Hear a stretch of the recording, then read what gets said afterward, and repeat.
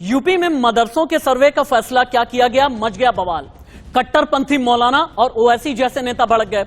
All India इमाम association वाले मौलाना साजिद रशीदी ने तो यहां तक कह दिया कि नोटिस लेकर आने वाले सर्वे टीम का स्वागत कोट अनकोट चप्पल जूते से करें। आज मैं यानी राशिद हाशमी, राष्ट्रवादी राशिद हाशमी, उन कट्टरपंथी मौलानाओं का सामना करूंगा जो मदरसों के सर्वे पर सुलगे पड़े हैं।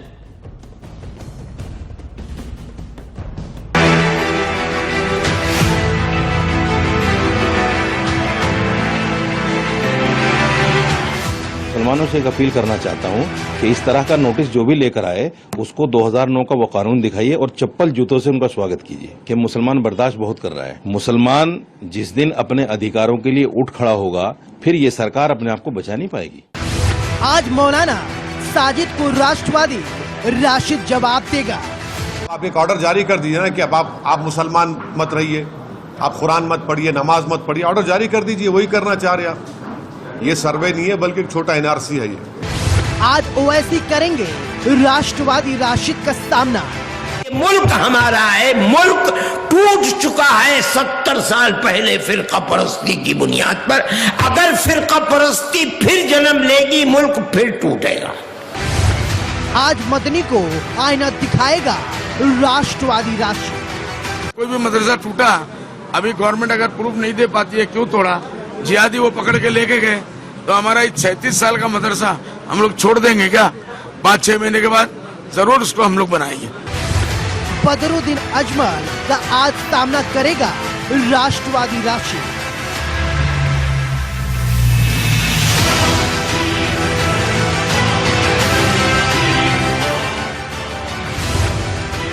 मदरसा सर्वेक्षण पर खिंची तलवार। मौलाना और राष्ट्रवादी राशिद में आज आर पार। मौलाना देखेंगे आईना, मदरसा पर तकरार। आज बस आर या पार। आज बस आर या पार। यूपी में गैर आधिकारिक मदरसों का सर्वे शुरू हो गया है। योगी का संकल्प है कि मदरसों को मुख्य धारा में लेकर के आएंगे।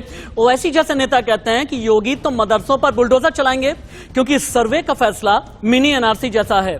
मदनी, बदरुद्दीन अजमल, मौलाना साजिद रशीदी भड़के पड़े हैं। इस भूचाल के बीच इंडिया न्यूज ने मदरसों के सर्वे का सच जाना। जो सामने आया वो चौंकाने वाला था।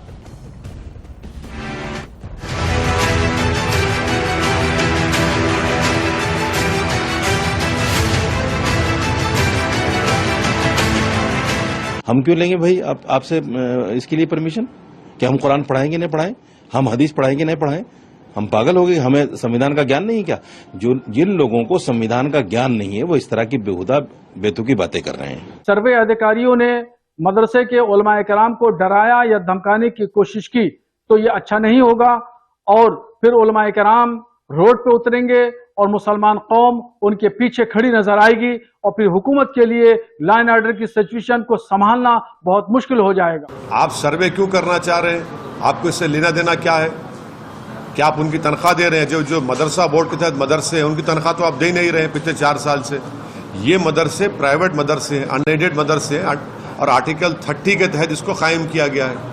तो स्टेट गवर्नमेंट क्यों सर्वे करा रही है? अब ये हिंदू मुसलमान कर रहे हैं हर मामले में, हालांकि हिंदू मुसलमान का कोई मतलब नहीं। ये लोग इंटरनेशनल ताकतों के इशारों पे न चलें और देश का भविष्य को मजबूत करें और इसी में देश हमारा मजबूत होगा। राष्ट्रवादी राशिद वर्सेस मौलाना। मौलाना का राष्ट्रवादी एंकर से सामना। यूपी में गैर मान्यता प्राप्त मदरसों के सर्वे पर बवाल है। मौलानाओं के सवाल हैं, गर्मी है, उबाल है।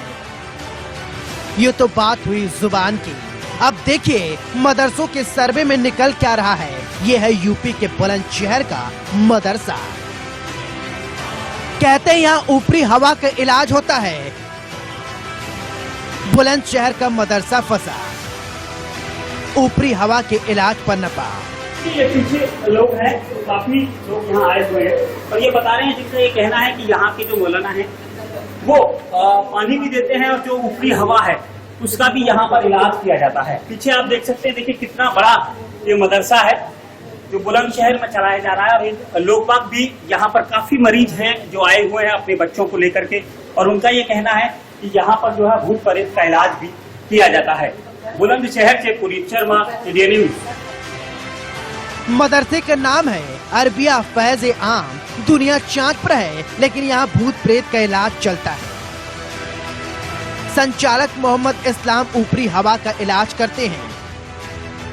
एसडीएम ने जांच की, अंधविश्वास के मंत्र पर चलते मदरसा तंत्र का पता चला।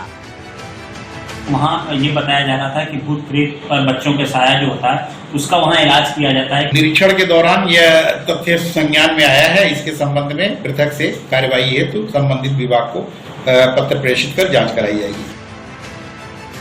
बिजनौर का मदरसा, अंदर खंडहर बाहर खंडहर। बुलंदशहर के बाद अब बिजनौर का मदरसा देखिए। साल 1921 से चल रहा है। मान्यता तो है, लेकिन हालात खंडहर से भी बदतर हैं।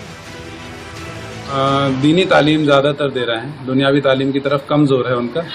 तो हमने हालांकि उन मदरसे के जो संचालक हैं उनसे कहा भी कि आप लोग अपने बच्चों का एडमिशन दूसरी जगह ऐसे स्कूलों में ज़रूर करवाएं जो नियरेस्ट हो, और ताकि वो बच्चे दुनियावी तालीम ले सकें।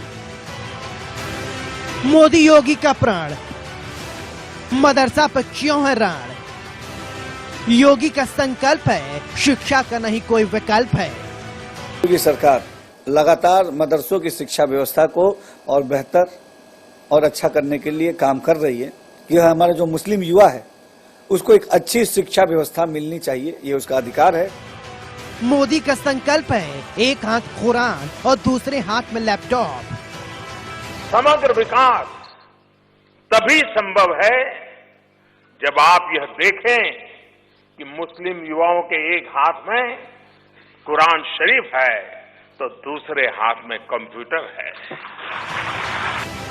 मोदी योगी सरकार मदरसा और मुसलमानों को मुख्य धारा में लाना चाहते हैं, लेकिन दुकानदारी चलाने वाले चंद मौलाना उनके सपनों को पलीता लगाने में लगे हैं। आज इंडिया न्यूज के राष्ट्रवादी एंकर राशिद हाशमी से ऐसे ही मौलानाओं का सामना होगा।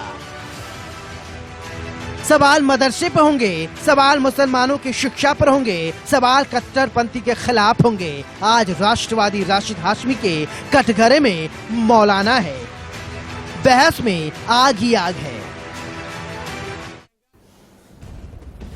गैर सरकारी मदरसों का सर्वे चल रहा है। मौलाना साजिद रशीदी अध्यक्ष इमाम एसोसिएशन के भड़क गए हैं। दरगाह आला हजरत भी पहुंचे मौलाना शहाबुद्दीन, इनकी भी त्योरियां चढ़ी हुई हैं। असदुद्दीन ओवैसी को यह लगता है कि इस्लाम खतरे में है, और मसूद मदनी को भी लगभग ऐसा ही नजर आता है। सुने सभी को। हम क्यों लेंगे भाई आपसे इसके लिए परमिशन? क्या हम कुरान पढ़ाएंगे नहीं पढ़ाएं? हम हदीस पढ़ाएंगे नहीं पढ़ाएं? हम पागल हो गए? हमें संविधान का ज्ञान नहीं क्या? जो जिन लोगों को संविधान का ज्ञान नहीं है वो इस तरह की बेहुदा बेतुकी बातें कर रहे हैं। सर्वे अधिकारियों ने मदरसे के उलमाए कराम को डराया या धमकाने की कोशिश की तो ये अच्छा नहीं होगा, और फिर उलमाए कराम रोड पे उतरेंगे और मुसलमान कौम उनके पीछे खड़ी नजर आएगी, और फिर हुकूमत के लिए लाइन ऑर्डर की सिचुएशन को संभालना बहुत मुश्किल हो जाएगा। आप सर्वे क्यों करना चाह रहे हैं? आपको इससे लेना देना क्या है? क्या आप उनकी तनख्वाह दे रहे हैं? जो मदरसा बोर्ड के तहत मदरसे हैं उनकी तनख्वाह तो आप दे नहीं रहे हैं पिछले 4 साल से। ये मदरसे प्राइवेट मदरसे हैं, अनएडेड मदरसे हैं, और आर्टिकल 30 के तहत इसको कायम किया गया है। तो स्टेट गवर्नमेंट क्यों सर्वे करा रही है? अब ये हिंदू मुसलमान कर रहे हैं हर मामले में, हालांकि हिंदू मुसलमान का कोई मतलब नहीं। ये लोग इंटरनेशनल ताकतों के इशारों पे न चले और देश का भविष्य को मजबूत करें, और इसी में देश हमारा मजबूत होगा। मदरसों के सर्वे को लेकर के बवाल भी है और सवाल भी हैं। कई ऐसे भड़काऊ भाईजान हैं जो ये कहने में लगे हुए हैं कि सिर्फ मदरसों को इस स्कैनर पर क्यों रखा गया है, बाकी भी तो और शिक्षण संस्थान है, वहां पर भी जाकर के आप सर्वे करें ना। तस्वीरें एक बार स्क्रीन पर उतारी जाएं। ये वो मदरसे हैं जिनका सर्वे किया जा रहा है। 12 अलग अलग पॉइंट हैं, इन पॉइंट के आधार पर सर्वे किया जा रहा है, और सर्वे में ये पता लगाया जा रहा है कि फंडिंग कहां से आई, मैनेजमेंट किस तरीके से काम करता है, और इसके अलावा पैसों का स्रोत क्या है, आय का स्रोत क्या है, कहां से पैसे आते हैं, कहां पर पैसे जाते हैं, कितने बच्चे पढ़ते हैं, कितने प्रदेशों के बच्चे पढ़ते हैं, इन सभी के बारे में जानकारी हासिल की जा रही है।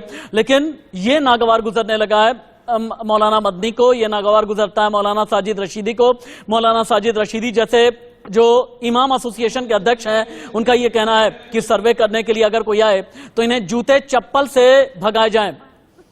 अंजलि मुदगल मेरी सहयोगी मेरे साथ में है। अंजलि मुदगल, ये बताएं कि 3 दिन हो चुके हैं सर्वे में, अभी तक क्या क्या निकल करके सामने आया है? मदरसों के सर्वे में यूपी सरकार को क्या क्या मिला है? कितने गड़बड़ झाले हैं? कहां कहां पर अभी सर्वे चल रहा है? और कितने मदरसों को क्लीन चिट मिली है और कितनों के लिए अभी तक रेड सिग्नल है? देखिए, अभी रिपोर्ट जो है वो तैयार की जा रही है। अगले महीने अक्टूबर के अंत में जो रिपोर्ट है वो तैयार करके सभी जिलों के अधिकारियों को देनी है। सरकार ये कह रही है कि जो तालीम मदरसों में दी जाती है, जो शिक्षा व्यवस्था है वो बेहतर हो, आधुनिकीकरण किया जा सके इन सभी मदरसों का। इसी वजह से जो सर्वे है वो सरकार करा रही है। लेकिन हमने इससे पहले बाइट्स भी सुनाई है कि कैसे इस पूरे सर्वे को लेकर कुछ लोगों को तकलीफ हो रही है। खासतौर पर जो कुछ कथित मौलाना है वो सामने आए हैं, उनकी तरफ से आपत्ति इस पर जाहिर की जा रही है। वो कह रहे हैं कि आखिर सर्वे कराने की जरूरत क्या है, हम भी तो तालीम दे रहे हैं। दरअसल सरकार का ये कहना है कि जो गलत तरीके से मदरसे चल रहे हैं उन पर एक्शन हो, और यही वजह कि मदरसों का सर्वे कराने के आदेश दिए गए हैं। पूरे निष्पक्ष तरीके से, पूरी ट्रांसपेरेंसी के साथ ये जो सर्वे है वो करवाया जा रहा है उत्तर प्रदेश के सभी अलग अलग जिलों में जो मदरसे हैं। और इसको लेकर सवाल भी कई सारे हम देख रहे हैं। लॉ एंड ऑर्डर को लेकर तो विपक्ष सवाल उठा ही रहा है, और इस पूरे मामले की अगर हम बात करें तो कुछ राजनीतिक दल भी उत्तर प्रदेश के सामने आए हैं जो कि विरोध दर्ज करा रहे हैं इस पूरे सर्वे को लेकर। और न सिर्फ सरकार पक्ष और विपक्ष सामने सामने इस पूरे केस पर, बल्कि हमने सुना कि कैसे कुछ जो मौलाना है, खासतौर पर मौलाना रशीदी, उनकी तरफ से भड़काऊ बयान भी दिया गया है। वो कह रहे हैं सभी लोगों को कि अगर टीम मदरसे में आती है, वहां पर अगर सर्वे करवाया जा रहा है टीम की तरफ से, तो ऐसे लोगों का, जो सर्वे टीम है उसका जूते चप्पल से लोग स्वागत करें। तो माहौल को खराब करने की कोशिश उत्तर प्रदेश में की जा रही है। हालांकि हमने देखा है कि कैसे इस तरह के जब भड़काऊ बयान आते हैं, माहौल को खराब करने की कोशिश की जाती है किसी की भी तरफ से उत्तर प्रदेश का, तो मुख्यमंत्री योगी आदित्यनाथ कैसे एक्शन लेते हैं, कैसे कार्रवाई करते हैं। लेकिन फिलहाल जो पूरा सर्वे का काम है वो अभी तक स्मूथली चल रहा है। कई अलग अलग जिलों में जो मदरसे हैं उनका सर्वे किया भी जा चुका है। रिपोर्ट का इंतजार करना होगा। अभी जो रिपोर्ट है उसको डिस्क्लोज करने के लिए मना किया गया है अधिकारियों को। तो कैसे अंजलि मुदगल को रुकना पड़ा। मौलाना साजिद रशीदी मेरे साथ में जुड़ गए हैं, अध्यक्ष हैं अखिल भारतीय इमाम एसोसिएशन के। मौलाना साजिद रशीदी हैं और हाजी मेहरुद्दीन रंगरेज थोड़ी देर के बाद में जुड़ने वाले हैं। मौलाना साजिद रशीदी, मदरसों के सर्वे पर कई मौलानाओं को आखिरकार मिर्ची क्यों लगी है? आपकी आवाज साफ नहीं आ रही है मुझे। मैं राशिद हाशमी आपसे बातचीत करना चाहता हूं। पहले से आप जानते हैं मुझे, मैं बस ये जानना चाहता हूं, सर्वे को लेकर के, अगर गैर आधिकारिक मदरसे हैं, इनके सर्वे को लेकर के कई लोगों को एलर्जी क्यों है?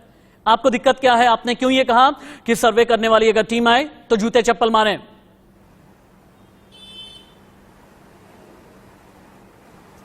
देखिए, राष्ट्रवादी राशिद हुसैन साहब, राष्ट्रवादी राशिद हाशमी, और वो भी प्योर राष्ट्रवादी, सच्चा वाला, जिसकी मां का नाम है राजेश्वरी शुक्ल, ब्राह्मण है जिसकी मां। अब बोले आगे आप। हाँ तो मैं तो बोल रहा हूं ना, राष्ट्रवादी तो बोल रहा हूं, आपको कुछ और तो नहीं कह रहा हूं।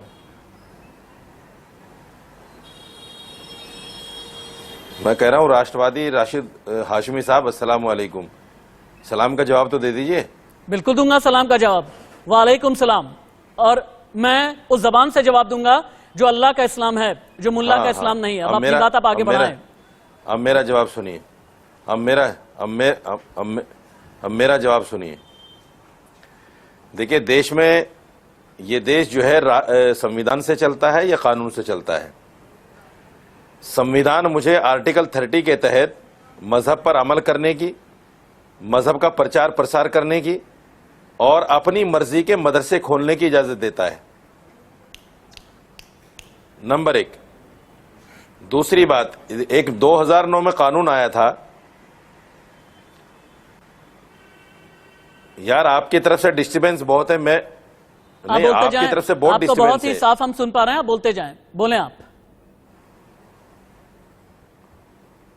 ऐसा लग रहा है कि जैसे आप जो है कहीं 10-20 लोगों के बीच में बैठे हुए हैं। बड़ा क्लियर नहीं है आपकी आवाज।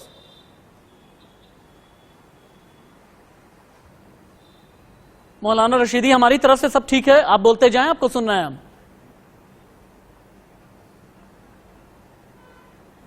। 2009 के अंदर एक कानून आया था, आपको याद होगा, कपिल सिब्बल वजीर तालीम थे उस वक्त में, जिसको राइट टू एजुकेशन का नाम दिया गया था। उसमें 6 साल से 14 साल तक के बच्चे का लाजमी तालीम कहा गया था कि हर बच्चे को स्कूल जाना ही जाना है। लेकिन जो हमारे देश की बड़ी तंजीमें हैं, जमीयत उलमा हिंद, जमात इस्लामी, जमात अहले हदीस और जितनी भी बड़ी तंजीमें हैं, सबने मिलकर एक कोशिश की, प्रयास किया। तो 2011 में एक अमेंडमेंट आया और उसमें कहा गया कि मदरसों को, वैदिक पाठशालाओं को और मठों को इससे अलग किया जाता है, ये कानून के अंदर नहीं आएगा।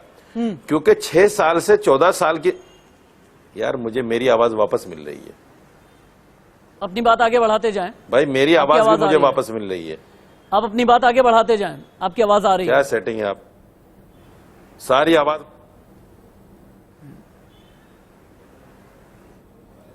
अपनी आवाज की वजह से ही। मौलाना साजिद रशीदी को कुछ ऑडियो में दिक्कत आ रही है।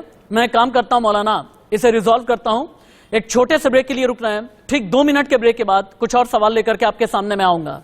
सवाल कर्कश होंगे और सवाल सीधे तौर पर ये होंगे, एक मुसलमान सबसे पहले हिंदुस्तानी है, अगर हिंदुस्तानी है तो हिंदुस्तान का संविधान, कानून और हिंदुस्तान में केंद्र सरकार और राज्य की सरकार की को मानना ही होगा। आप अलग हट करके अपने आप को आइसोलेटेड तरीके से न देख सकते हैं, न ही लेकर के चल सकते हैं।